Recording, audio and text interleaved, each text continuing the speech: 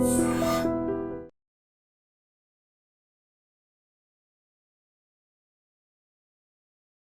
Gold trusted gold buyers మీరు తాకట్టు పెట్టిన బంగారాన్ని విడిపించి ఈ రోజు ఉన్న మార్కెట్ ధరకు కొనబడను.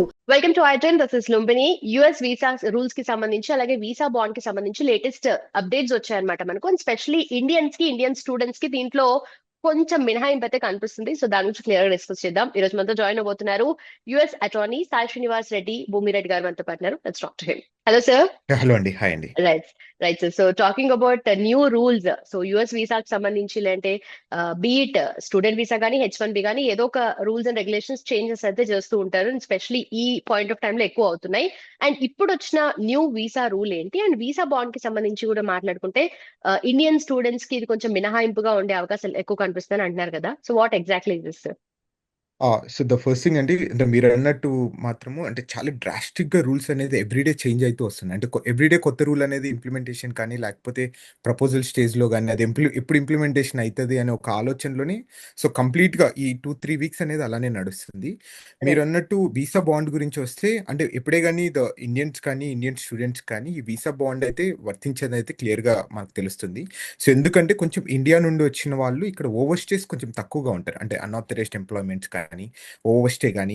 సో మామూలుగా అయితే కొన్ని కంట్రీస్ ఉంటాయి, అంటే ఒక 70-80 కంట్రీస్, అంటే చిన్న చిన్న దేశాలు ఉంటాయి కదా, అక్కడ ఆర్థిక పరిస్థితి సరిగ్గా లేనోళ్ళు వాళ్ళు ఇక్కడికి వచ్చినప్పుడు కొంచెం వాళ్ళకి ఓవర్ స్టే అనేది ఎక్కువగా ఉంది. అంటే so I'm not talking about like అంటే వాళ్ళ వేరే లెవెల్ నుండి జడ్జ్ చేయడం లేదు, నార్మల్గా అంటే by the data we're talking about కొంచెం ఓవర్ స్టేస్ ఎక్కువ ఉండడం వల్ల ఈ వీసా బాండ్ అనేది తీసుకొని వస్తున్నారు. అంటే కొన్ని దేశాలు ఎక్కడెక్కడ ఓవర్ స్టేస్ ఉన్నారు వాళ్ళు వచ్చిన వాళ్ళది పర్సెంటేజ్ ఎక్కడ ఓవర్ స్టేస్ కానీ అన్ఆథరైజ్డ్ ఎంప్లాయ్మెంట్స్ కానీ ఉన్నారా అవన్నీ క్యాలిక్యులేషన్ చేసుకుని సుమారు ఒక 70 దేశాలకు ఈ వీసా బాండ్స్ అనేది తీసుకొని రావడం జరిగింది. This is only for tourist visas, అంటే B1 B2 మీద వచ్చిన వాళ్ళకి మాత్రమే ఇదంతా అప్లికబుల్. సో వాళ్ళు ఏం చేస్తారంటే అకార్డింగ్ టు ద కండిషన్స్, అంటే మన కౌన్సిలేట్ కి వీసా వెళ్ళినప్పుడు ఆ రోజున్న పరిస్థితులు లేకపోతే వ్యక్తిగత కారణాలు ఇవన్నీ కొన్ని కండిషన్స్ అన్ని తీసుకొని, అంటే ఇతను మళ్ళీ రిటర్న్ వస్తాడా లేదా అనే కొన్ని కండిషన్స్ తీసుకొని వాళ్ళకి వీసా బాండ్ అనేది నిర్ధారిస్తారు. అంటే సుమారు 5,000 నుండి 20,000 లోపు ఏ బాండ్ అయినా పెట్టచ్చు. అంటే ఇప్పుడు ఒక వ్యక్తికి 20,000 ఉండొచ్చు, ఇంకొక వ్యక్తికి 5,000 ఉండొచ్చు. సో అది ఎప్పుడు రిటర్న్ ఇస్తారు అంటే వీళ్ళు కరెక్ట్గా ఇక్కడికి వచ్చిన తర్వాత ఏ రూల్స్ అనేది వైలేట్ చేయకోకుండా, ఏ ఓవర్ స్టే చేయకుండా, అన్ఆథరైజ్డ్ ఎంప్లాయ్మెంట్ చేయకోకుండా ఉన్నప్పుడే వాళ్ళు రిటర్న్ ఇస్తారంట. సో లేదు అనుకుంటే రిటర్న్ ఇవ్వరంట. ఓకే. సో ఇప్పుడు కూడా ఎడ్యుకేషన్ పర్పస్ మీద వచ్చిన స్టూడెంట్స్ ఎవరైతే ఇంటర్నేషనల్ స్టూడెంట్స్ ఎవరైనా కానీ ఏ కంట్రీ అయినా సరే వాళ్ళకి after education only 60 to 80 days మాత్రమే ఉండడానికి ఇప్పుడు ఛాన్స్ ఇచ్చినట్టుగా కూడా దీంట్లో తెలుస్తుంది కదా సార్. 60 days కూడా కాదండి, ఇప్పుడు 30 days కి 30 తగ్గించడం days. జరిగింది. అంటే ముందు ఓకే. మీరు అన్నట్టుగా డే ముందు టు డే 60 బేసిస్ days లో ఉండే. అంటే right yeah! Rules. Yeah! That's correct. అంటే అదే నేను ఇందాక అంటున్నా గదండీ, డ్రాస్టిక్‌గా ఎవ్రీడే ద రూల్స్ అనేది చేంజ్ అయితూ వస్తున్నాయి. అంటే అసలు you are not able to predict the rules right now. అంటే ఈరోజు వచ్చిన రోజు రేపు అది ఎప్పుడు ఇంప్లిమెంటేషన్ అయితుంది, అది ఎప్పుడు ప్రాపర్ ఎగ్జిక్యూషన్ జరుగుతుంది, మనం ఎప్పుడు వైలేషన్ చేస్తున్నాం అనేది మనకు అర్థం కావడం లేదు. అంటే సో ఓకే. అంత డ్రాస్టిక్‌గా చేంజ్ చేస్తుంది డైనమిక్‌గా. అంటే మీరన్నట్టు వాస్తవమే. ఇప్పుడు 60 రోజులది 30 రోజులకి తగ్గియడం జరిగింది. అంటే ఫర్ ఎగ్జాంపుల్ ఇప్పుడు నువ్వు ఒక కాలేజ్ అయిపోయిన తర్వాత సో మీకు కొన్ని రోజులు అంటే 60 రోజులు ఉంటాయి. అంటే మీరు ఐదర్ లైక్ వేరే చేంజ్ ఆఫ్ స్టేటస్‌కి ఫైల్ చేయడం, కొత్త వీసాకి వెళ్ళిపోవడము, లేదు అనుకుంటే ఓపీటీ, స్టెమ్ ఓపీటీకి అప్లై చేసుకోవడం, లేకపోతే కంట్రీ వదిలేసి వెళ్ళిపోవడం, ఇలాంటివి కొన్ని ఉంటాయి. సో వాళ్ళేం చేశారంటే ఈ 60 రోజులు వద్దు 30 రోజులకి తగ్గియాలి అనేది వాళ్ళు క్లియర్‌గా రూల్‌లో పెట్టడం జరిగింది. ఇది సెప్టెంబర్ 15 నుండి ఇది ఇంప్లిమెంటేషన్ జరుగుతుందండి. Right sir. అండ్ ఆల్సో ఇప్పుడు చూస్తుంటే యుఎస్ పర్మనెంట్ ఎవరైతే వీసా బాండ్ రూల్ ఉంటుందో దాన్ని 50 కంట్రీస్ మీదనే ఎక్కువగా ఎఫెక్టివ్ గా చేస్తున్నారు, నాట్ ఇండియా అన్నట్టుగా కూడా వినిపిస్తుంది కదా సార్. ఎందుకని ఇండియాని మినహాయించారు దీంట్లో? అంటే సేమ్ యాస్ దట్ అండి. అంటే మోర్ పాపులేటెడ్, అంటే చాలా ఎక్కువ రావడం కానీ, అంటే ఇండియా నుండి ఇక్కడికొచ్చేసి అంటే on the way of the tourist కానీ, మనం ఎక్కువ రెవెన్యూ తీసుకొనొస్తున్నాం. అంటే ఈ మధ్య మనం రైట్. చూసుకుంటే చాలామంది ఇక్కడికి పేరెంట్స్ రావడం కానీ, లేకపోతే విద్యార్థులు కానీ ఇక్కడికొచ్చేసి షార్ట్ టర్మ్ కోర్సెస్ చేయడానికి. And what I feel like over stays అనేది కంపారిటివ్‌లీ మిగతా దేశాల కన్నా ఇండియాకి చాలా తక్కువగా ఉంటాయి. So okay. That is the one of the main reason మనకెందుకు మినహాయింపు వచ్చిండేది. Okay. And also talking about tourist కానీ బిజినెస్ వీసాస్ కి దీనికి కూడా ఆ, దానికి కూడా రూల్స్ అనేటివి చేంజ్ అయ్యాయి కదా సార్. అంటే వాళ్ళు ఏమైనా డిపాజిట్ చేయాలా లేదంటే డిపాజిట్ చేయొద్దా అనే దాని గురించి? అండి. అంటే విత్ రెస్పెక్ట్ టు ఆ 70 కంట్రీస్ మాత్రమే డిపాజిట్ చేస్తాయి. అంటే మిగతాది ఫర్ ఎగ్జాంపుల్ ఇప్పుడు మన పక్కన దేశం ఉన్న పాకిస్తాన్ గాని, లేకపోతే నేపాల్ గాని, బంగ్లాదేశ్ కానీ వాళ్ళకి వీసా బాండ్స్ ఉన్నాయి. అంటే ఇప్పుడు వాళ్ళకి సుమారు 5,000, 15,000 డబ్బులు కట్టిన తర్వాత మాత్రమే వాళ్ళకి వీసాలు ఇష్యూ చేస్తారు. అది కూడా షార్ట్ టర్మ్ పీరియడ్. అది కూడా వాళ్ళేంటంటే డెసిగ్నేటెడ్ ఎయిర్‌పోర్ట్‌లకే వెళ్ళాలి. అంటే ఇప్పుడు ఫర్ ఎగ్జాంపుల్ ఒక డెసిగ్నేటెడ్ ఎయిర్‌పోర్ట్ అనేది ఇప్పుడు వర్జీనియాలో ఒకటి ఎయిర్‌పోర్ట్ ఐఏడీ ఎయిర్‌పోర్ట్ ఉందనుకోండి. అక్కడ మాత్రమే వాళ్ళు పోర్ట్ ఆఫ్ ఎంట్రీ ఉండాలి. పోర్ట్ ఆఫ్ ఎగ్జిట్ ఉండాలి. ఓకే. So, okay. అంటే మళ్ళీ ఇప్పుడు ఫర్ ఎగ్జాంపుల్ నేనిక్కడ దిగే నేను చికాగో నుండి వస్తాను. నేను సెయింట్ లూయిస్ నుండి వస్తున్నా అంటే వాళ్ళు ఒప్పుకోవడం లేదు. అంటే డెసిగ్నేటెడ్ ఎయిర్‌పోర్ట్స్‌లో ద్వారానే మనం వెళ్ళాలి. And with respect to visa bonds అంటే మ్యాండేటరీగా వాళ్ళు డబ్బులు కట్టిన తర్వాత మాత్రమే వాళ్ళని కంట్రీలోకి అలో చేస్తారు. Okay. Okay. So, visa rules కూడా ఎంటైర్‌గా చేంజ్ అయ్యాయా సార్? ఏమేం చేంజెస్ ఎక్స్‌పెక్ట్ చేయొచ్చు మనము ఈ కమింగ్ ఫ్యూచర్‌లో గూడా? దట్స్ కరెక్ట్ అండి. అంటే డ్రాస్టిక్‌గా చేంజ్ అయితున్నాయి. అంటే నిన్ననే ఆల్‌మోస్ట్ ఒక 2, 3 రూల్స్ అనేది రిలీజ్ చేయడం జరిగింది. And okay. ఫస్ట్ థింగ్ అంటే హెచ్-1బీ వీసాస్‌కి జనరల్‌గా 60 డేస్ గ్రేస్ పీరియడ్ అనేది ఉండేది. అంటే ఫర్ ఎగ్జాంపుల్ ఇప్పుడు జాబ్ పోయిందనుకోండి మీది. జాబ్ పోయిన తర్వాత మనం కొత్త జాబ్ వెతుక్కోవడానికి, లేకపోతే వేరే చేంజ్ ఆఫ్ స్టేటస్ ఫైల్ చేసుకోవడానికి, లేకపోతే మనం ఏదైనా ప్యాక్ చేసుకొని ఇండియాకెళ్ళిపోవడానికి అనేది ఒక 60 రోజులు అనేది టైం ఇచ్చేది. అంటే ఇది ఇది ముందు నుండి ఎప్పుడే గాని మ్యాండేట్‌గా రూల్ లేదు. 2017లో ఈ రూల్ అనేది తీసుకొని రావడం జరిగింది. సో, ఇప్పుడు కొత్త రూల్ అనేది పబ్లిష్ చేయడం జరిగింది. ఏమంటున్నారంటే ఈ 60 డేస్ గడువు అనేది ఇవ్వకూడదు. 60 డేస్ అనేది ఎక్కడే గాని చట్టంలో లేదు. దీన్ని రిమూవ్ చేయాలి అనేది కొత్త రూల్ అనేది పెట్టడం జరిగింది. అంటే అది మేబీ ఒక 180 డేస్ లైక్ ఒక 1 ఇయర్ లోపల అది ఇంప్లిమెంటేషన్ జరిగితే మాత్రం చాలా మంది ఇబ్బంది పడిపోతారు. అంటే సింపుల్ యాస్ దట్ అని మనం డైలీ న్యూస్‌లో చూస్తుంటాం. లే ఆఫ్స్ అనేవి జరుగుతున్నాయి. అంటే ఇక్కడ ఎంతమందిని రిమూవ్ చేశారు, అక్కడ అంతమందిని రిమూవ్ చేశారు. పెద్ద పెద్ద కంపెనీలలో అంటే హ్మ్. సంక్షోభం వచ్చో లేకపోతే కొన్ని కారణాల వల్లో. సో, ఒకేళ అలాంటిది ఏదైనా మాస్ లే ఆఫ్ జరిగినప్పుడు వాళ్ళు 2, 3 రోజుల లోపల జాబ్ వెతకడం గాని, దొరకడం గాని చాలా కష్టం గదండీ! అంటే రైట్. రైట్. 2, 3 రోజుల్లో ఎవరికే గాని ఇప్పుడు ఫర్ ఎగ్జాంపుల్ ఫ్రైడే ఒకేళ మన జాబ్ పోయిందనుకో, సాటర్‌డే, సండే ఎవరు పని జేయరు గదండీ! జాబ్ మనం హ్మ్. వెతుక్కోవడానికి కూడా. రైట్. So, right. అప్పుడు ఏమైతది? అంటే వాడు మేబీ అన్‌లాఫుల్ డేస్‌కి ఎక్యూర్ కావడం గాని, లేకపోతే వాడు కంట్రీ వదిలేసి ఎళ్ళిపోయే పరిస్థితి అనేది ఎక్కువగా జరిగే అవకాశాలున్నాయి. అంటే ఇది జస్ట్ ఎ సింపుల్ ఎగ్జాంపుల్. అంటే నేను నిన్ననే రూల్ ఇదనేది జరిగింది గాబట్టి, హ్మ్. నా సింపుల్ అనాలిసిస్ ఒకవేళ ఫ్రైడే జాబ్ పోతే వాడు మండే లోపల ఎట్లా జాబ్ ఎతుక్కుంటాడు? అంటే 2 డేస్ లేకపోతే కరెక్ట్. కరెక్ట్. లాంగ్ వీకెండ్ వచ్చినప్పుడు కొత్త జాబ్ ఎలా ఎతుక్కుంటున్నామని కొన్ని కొన్ని ఇష్యూస్ అనేది ఉన్నాయి. I'm not sure like how they gonna adjudicate it. And the second thing ఏంటంటే ఇప్పుడు కొత్తగా వచ్చిన రూల్ ఏంటంటే డ్యూరేషన్ ఆఫ్ స్టేటస్ అనేది తీసుకొని రావడం జరిగింది. అది మనం నాకు కావాలంటే నెక్స్ట్ టాపిక్‌గా మాట్లాడుకోవచ్చు. అండ్ ఈ మధ్య ఏమైందంటే ఆన్‌లైన్ ఫైలింగ్స్ అనేది మ్యాండేటరీ చేయడం జరిగిందండి. అంటే మామూలుగా కొన్నిసార్లు మనం పేపర్ ఫైలింగ్ చేసుకోవచ్చు. హ్మ్. అంటే హ్మ్. మనం పేపర్‌లో అంతా పిటిషన్ ఫార్మ్ ఫిలప్ చేసి మనం పిటిషన్‌ని ఫెడెక్స్‌లో పెట్టి వాళ్ళకి పంపిస్తాం. ఇప్పుడు ఓకే. ఏమంటున్నారంటే కాదు, ఇదంతా లెంథీ ప్రాసెస్. మనము అంటే ఎక్కువ టైమ్ టేకింగ్ ప్రాసెస్ ఉంది. మనం జస్ట్ ఆన్‌లైన్‌లో ఫైల్ చేసేసేయండి. అందరికి యూఎస్‌సిఎస్ అకౌంట్‌లలో మనం ఫైల్ చేయండి అని చెప్పడం జరిగిందండి. Okay. Okay. And coming to especially Indian students ఎందుకంటే మన వాళ్ళ కన్సర్న్స్ అంటే వాళ్ళ గురించే ఉంటాయి కాబట్టి డెఫినెట్లీ ఇప్పుడు ఓపీటీ మీద ఉన్న స్టూడెంట్స్‌కి నెక్స్ట్ జాబ్ రాకపోతే వాళ్ళ కండిషన్స్ ఎలా ఉంటాయి? అండ్ ఓపీటీ గురించి కూడా ఏదన్నా రూల్స్ అనేటివి చేంజ్ అయ్యే ఛాన్సెస్ కనిపిస్తున్నాయా? దేర్ ఇస్ సెప్టెంబర్ 15థ్ నుండి రూల్స్ అనేవి చేంజ్ అయితున్నాయండి. అంటే కంప్లీట్‌గా స్టూడెంట్స్ ఎన్విరాన్మెంట్ కానీ, ఆ స్టూడెంట్స్ రూల్స్ అండ్ రెగ్యులేషన్స్ కంప్లీట్‌గా డ్రాస్టిక్‌గా చేంజ్ అయితున్నాయి.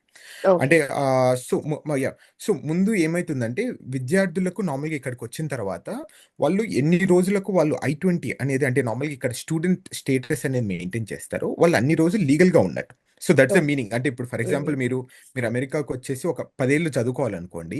మీరిక్కడికొచ్చేసి కొత్త I-20 తీసుకొని మీకు 10 ఏళ్లకో, లేకపోతే 7 ఏళ్లకో, 10 సంవత్సరాలకో I-20 తీసుకుంటే మీరు లీగల్‌గా ఉండొచ్చు. సో, కానీ ఇప్పుడు కొత్త రూల్ ఏం చెప్తుందంటే, ఒక అడ్మిషన్‌కి ఒక వ్యక్తికి 4 సంవత్సరాలే గడువిస్తాం. అంటే ఓకే. 4 సంవత్సరాల తర్వాత మీ పీహెచ్‌డీ ఎక్కువుందనుకోండి, మీరు ఎక్స్‌టెన్షన్ ఆఫ్ స్టేటస్ ఫైల్ చేసుకోవాలి. అంటే నాకింగా సబ్జెక్ట్ అయిపోలేదు. కావాలి లేకపోతే కాబట్టి. ఇంకా నేను ఓకే. ఎక్కువ థీసిస్ చేయాలనుకుంటున్నాను. అది ఎక్స్‌టెన్షన్ ఫైల్ చేసుకోవాలి. ఒకేళ ఫర్ ఎగ్జాంపుల్ మీకు 2 సంవత్సరాలు చదువు ఉందనుకోండి. 2 సంవత్సరాలకి మళ్ళీ 4 సంవత్సరాలు ఇవ్వరు. 2 హ్మ్. సంవత్సరాలే ఇస్తారు. 4 okay. Years okay. Is the cap. 2 years తర్వాత మీరు ఒకేళ ఏది చేయాలనుకున్నా గాని ఎక్స్‌టెన్షన్ ఆఫ్ స్టేటస్ అప్లై చేసుకొని వాళ్ళు ఓపీటీలో గాని, స్టెమ్ ఓపీటీలో గాని ఉండాలి. ఓకే. వాళ్ళు ఒకేళ ఫైల్ చేయకపోతే మాత్రం వాళ్ళు అన్‌లాఫుల్ డేస్ కానీ, లేకపోతే వాళ్ళు కంట్రీ వదిలేసి వెళ్ళిపోయే పరిస్థితొస్తది. అంటే దీని సమస్య ఎక్కడొస్తదంటే అండి, విద్యార్థులు ఇక్కడికొచ్చిన తర్వాత అంటే సంవత్సరంన్నర, 2 సంవత్సరాలే ఉంటారు. చదువుకోవడానికి కానీ, ఎవరైనా గాని. ఇప్పుడు న న నా నాలాంటి వ్యక్తి గాని, ఎవరైనా గాని సో జనరల్‌గా ఇప్పుడు సంవత్సరంన్నరనో అంటే మనం ఇక్కడికొచ్చి ఇక్కడ ఎన్విరాన్మెంట్‌కి అడ్జస్ట్ కావడం కానీ, సో లేకపోతే ఇక్కడున్న చట్టాల్ని లేకపోతే నిబంధనలు ఈ ఇమిగ్రేషన్ రూల్స్‌ని గాని మనం కొంచెం ఆలోచించడానికి ఇప్పుడు ఫర్ ఎగ్జాంపుల్ ఇప్పుడు మనం ఇక్కడికొచ్చిన తర్వాత సివియర్‌గా మనకు హెల్త్ బాలేదనుకోండి. సో ఆ రోజు మనం 6 మంత్స్, 8 మంత్స్ అనేది కంప్లీట్‌గా మనం కాలేజ్‌కెళ్ళం. ఆ టైంలోనే మన గ్రాడ్యుయేషన్ అయిపోయి ఉంటది. సో దాని తర్వాత మన పరిస్థితి ఏంటి? సో అంటే ఓకే. ఇలాంటి చిన్న చిన్న సమస్యలున్నాయి. I don't know like how they gonna అంటే అలాంటి కేస్ బై కేసెస్ ఏమన్నా ఎక్స్ట్రార్డినరీ సర్కమ్స్టాన్సెస్ కింద అప్రూవ్ చేస్తారా లేదా అనేది అది సెకండరీ క్వెషన్ ఆఫ్టర్ ఇంప్లిమెంటేషన్ అనేది జరుగుతుంది. అండ్ మ్యాండేటరీగా విద్యార్థులకు ఒకటే చెప్పాలనుకుంటున్నామండి. అంటే ఫ్రమ్ వెరీ లాంగ్ బ్యాక్ అంటే మీలాంటోళ్ళు గాని, ఇప్పుడు మాలాంటోళ్ళు గాని ఇక్కడికొచ్చిన తర్వాత ఒక్క రోజు అన్‌లాఫుల్ డేస్ వచ్చినా కానీ అంటే మనకిక్కడ ఆథరైజేషన్ లేకుండా ఉన్న ఒక్క రోజు ఉన్నా గాని ఫ్యూచర్‌లో మనం ఎప్పుడో 10 ఏళ్ళలో, 15 సంవత్సరాల తర్వాత రావాలనుకున్నా గాని అది ఒక చిన్న రెడ్ మార్క్ అనేది ఉంటది. So okay. ఈ ఇక్కడున్న ఏది చిన్నదైనా కానీ, వ్యవస్థని గాని, రూల్ కానీ యూజ్ చేసుకొని మనము ముందుకెళ్ళాలని కోరుకుంటున్నాను. ఓకే. అఫ్‌కోర్స్ అమెరికా అంటేనే complete rules and regulations follow అవ్వాలి అని చెప్పేసి అంటారు కదా సార్. రైట్. అండ్ ఆల్సో అవునవునండి. టాకింగ్ అబౌట్ అథ్లెట్స్, ఈ ఫీఫా వరల్డ్ కప్ అథ్లెట్స్ గురించి మనీ డిపాజిషన్ గురించి ఏదో లేటెస్ట్ అప్డేట్ వస్తున్నట్టుగా వినిపిస్తుంది sir. What is that about? అయితే ఫీఫా ఐయామ్ నాట్ ష్యూర్ అండి. అంటే ఫీఫాది నెక్స్ట్ 2 జనరల్‌గా ఇయర్స్. వీసాస్ విషయంలో జరుగుతుండే. అంటే బీ1, బీ2కి ఎవరైనా గాని ఫీఫా టికెట్ ఉంటే వాళ్ళకి బీ1, బీ2 వీసాస్ అనేది ఇష్యూ చేస్తామని చాలా ముందు చెప్పడం జరిగింది. I think so that's the same thing that is going on అండి అంతే. సార్ పాస్ట్ 20 మంత్స్ లో చూసుకుంటే ఒక 1,75,000 వీసాస్ ని రివోక్ చేయడం జరిగింది. సో దీని వెనుక రీజన్స్ ఏమున్నాయంటారు? యాహ్! సో మీరన్నది వాస్తవమే అండి. నిన్ననే మనకు రిలీజ్ కావడం జరిగిందిది. సుమారు 1,75,000 వీసాస్ అంటే it's not only to the Indians లేకపోతే వాళ్ళనే టార్గెట్ చేస్తది కాదు. మొత్తం ప్రపంచ దేశాల్లో ఇక్కడ ఉన్న వాళ్ళదందరిది 175,000 వీసాస్ అనేది రివోక్ చేయడం జరిగింది. That's a huge number. అంటే ప్రతి నెల సుమారు 10,000 యావరేజ్ తీసుకుంటే 20 నెలలంటే 10,000 లేకపోతే 9,000 వీసాస్ రివోక్ అవ్వడం జరిగింది. సో ఈ వీసాస్ రివోక్ అనేది మనకు ద హైలైట్ న్యూస్ ఎక్కడ జరిగిందంటే లాస్ట్ ఇయర్ సేమ్ ఈ టైంలోనే ఏమైందంటే ఏప్రిల్‌లో మీరు బాగా గుర్తుకుందో లేదో ఈ స్టూడెంట్స్ సెబీస్ కానీ, వీసాస్ కానీ రివోక్ అయిపోయాయి. సుమారు 5,000-10,000 వీసాస్ రివోక్ అయిపోయాయని లాస్ట్ ఇయర్ చెప్పడం జరిగింది. అంటే కొంచెం అవును. ముఖ్యంగా ఈ భారతీయ విద్యార్థులు గాని, కొంచెం భయాందోళనలు గాని, గందరగోళ టికెట్స్ పరిస్థితులు ఉన్న ఆ రోజు వాళ్ళకి ఉండడం జరిగింది. టికెట్స్ గురించి సివియర్ అంటే యాహ్! ఇక్కడ ఏమైతుందంటే వాళ్ళు చెప్తున్న అంటే డిపార్ట్మెంట్ ఆఫ్ స్టేట్ ఏం చెప్తుందంటే దీనికి డిఫరెంట్ కారణాలున్నాయి. అంటే కొంతమంది ఎవరైనా ఫెలోని చార్జెస్‌లో గాని, లేకపోతే ఎవరన్నా ఇక్కడుండి చైల్డ్ ట్రాఫికింగ్ చేయడం గాని, సెక్షువల్ అసాల్ట్ గాని, సెక్షువల్ ఎక్స్‌ప్లాయిటేషన్ గాని హ్యూమన్ ట్రాఫికింగ్ గాని, ఇలాంటివి కేసులు ఉన్న వాళ్ళందరికీ మేము చేశామని చెప్తున్నారు. So, maybe that's a fair point. So, which is very good. అంటే మనం గూడా ఎక్కడే గాని, ఏ దేశంలో గాని అంటే ఇలాంటి చట్ట వ్యతిరేకంగా శక్తుల్ని ఎవరే గాని అలో చేయగూడదు. So, that's a fact. And but the problem ఏమైతుందంటే చిన్న ఎన్‌కౌంటర్స్ ఉంటాయి గదండీ! ఇప్పుడు అంటే ఎక్కడైనా గాని ఒక చట్టంలో ఏముందంటే you are innocent until proven guilty. So, అంటే నువ్వు నిర్దోషివి అంటిల్ అన్‌లెస్ నీ కోర్ట్ మాత్రం దోషిగా చేస్తే అంతవరకు నువ్వు అవును. నిర్దోషివి అని చెప్పడం జరుగుతుంది. సో, కానీ ఈ సందర్భాల్లో ఏమైందంటే వీసా రివోకేషన్స్‌లో మీ మీద ఒక చిన్న పోలీస్ ఎన్‌కౌంటర్ జరిగినా అంటే నార్మల్‌గా పోలీసులు మీరు ఎదురుబడి మీ ఫింగర్ ప్రింట్స్ తీసుకున్నా కానీ అది రైట్. డైరెక్ట్‌గా వీసా రివోక్ అయిపోయే ఛాన్సెస్ ఎక్కువగా ఉన్నాయి. అంటే రైట్. కొంతమందికైతే రెక్లెస్ డ్రైవింగ్ ఉన్న వాళ్ళకి కూడా వీసాస్ అనేది రివోక్ కావడం జరిగింది. ఓకే. అండ్ ఆల్సో ఇప్పుడు US and Iran war crisis చూసుకుంటే మనకు ఆల్మోస్ట్ 164th డేకి రీచ్ అయ్యాము. సో ఇంటర్నల్లీ మీరు యుఎస్ లో ఉంటున్నారు కాబట్టి అక్కడ ఎలాంటి ఎఫెక్ట్స్ మీరు చూస్తున్నారు ఎక్కువగా దీనికి సంబంధించి, లేదంటే ప్రజల దగ్గర నుండి అగెయిన్స్ట్ ద గవర్నమెంట్ కానీ ఇలాంటి అలాంటివి ఏమైనా కనిపిస్తున్నాయా? నో. ఐ డోంట్ సీ అంటే ప్రస్తుతం నాకైతే ఎక్కడ కనపడడం లేదు. So maybe because like and I live in అంటే I live near by Washington DC. అంటే అంత ఎఫెక్ట్ అయితే ఏం కనపడడం లేదు. అంటే there is one thing which is more effective is on the petrol prices అండి. Petrol right. ఫ్యూయల్ ప్రైజెస్ అనేది అమాంతంగా పెరుగుతూనే ఉన్నాయి. So I think that's the main impact we have right now and the rest everything looks good అండి. Right sir. Done yeah sir. I think yeah, we're done with this. Yeah thank you so much sir. Thanks for time.